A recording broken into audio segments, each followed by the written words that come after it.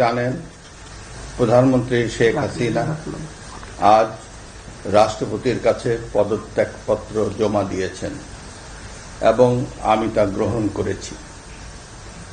প্রধানমন্ত্রীর পদত্যাগ ও বৈষম্য বিরোধী ছাত্র আন্দোলনে সৃষ্ট পরিস্থিতিতে আজ বঙ্গভবনে ৩ বাহিনীর প্রধান এবং বিভিন্ন রাজনৈতিক দলের নেতৃবৃন্দ, সুশীল সমাজের প্রতিনিধি ও বৈষম্য বিরোধী ছাত্র আন্দোলনের কয়েকজন সমন্বয়কদের সাথে আলোচনা হয়।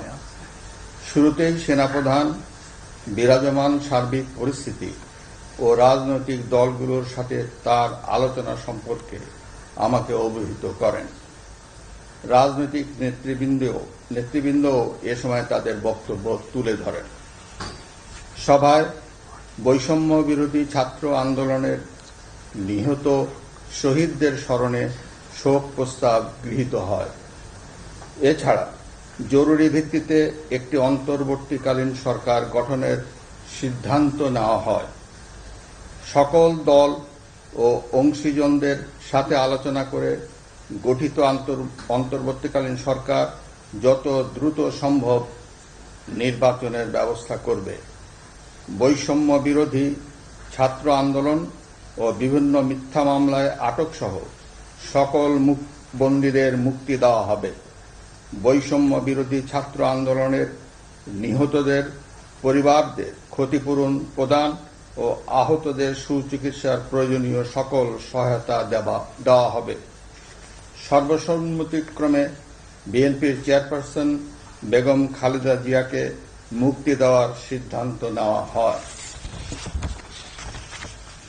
প্রিয় দেশবাসী, আমি দেশের আইন শৃঙ্খলা পরিস্থিতি স্বাভাবিক করতে এবং লুপ্তরাজ ও ধ্বংসাত্মক কর্মকাণ্ড বন্ধ করতে রাজনৈতিক দলগুলোর প্রতি আহ্বান জানাচ্ছি। জনগণের জানমাল ও রাষ্ট্রীয় সম্পদ রক্ষায় সশস্ত্র বাহিনীকে কঠোর পদক্ষেপ নেওয়ার নির্দেশ প্রদান করছি। সাম্প্রদায়িক সম্প্রীতি ও সংখ্যালঘুদের নিরাপত্তা নিশ্চিত করতে এবং সরকারি সম্পত্তি রক্ষায় সকলকে এগিয়ে আসার আহ্বান জানাচ্ছি। দেশের অর্থনীতি, প্রশাসন ও শিল্প কলকারখানা চালু রাখার লক্ষ্যে সকলকে কার্যকর ভূমিকা রাখার আহ্বান জানাই। ছাত্র নেতৃবৃন্দ ও শিক্ষকদের সাথে আলোচনা সাপেক্ষে অতি শীঘ্রই শিক্ষা প্রতিষ্ঠানগুলি খুলে দেওয়া হবে।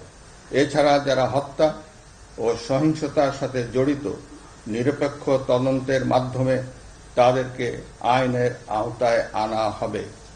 গণপ্রজাতন্ত্রী বাংলাদেশের সংবিধান অনুযায়ী অনতি বিলম্বে বর্তমান সংসদ বিলুপ্ত করা হবে।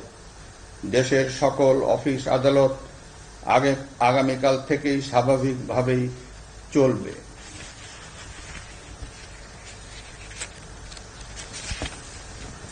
প্রিয় দেশবাসী, আসুন আমরা দেশকে বাঁচাতে একযোগে কাজ করি।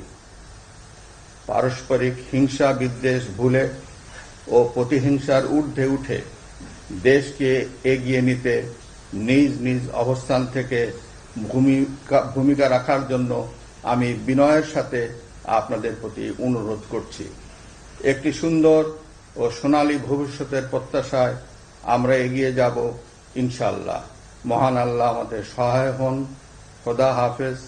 বাংলাদেশ চিরজীবী হোক।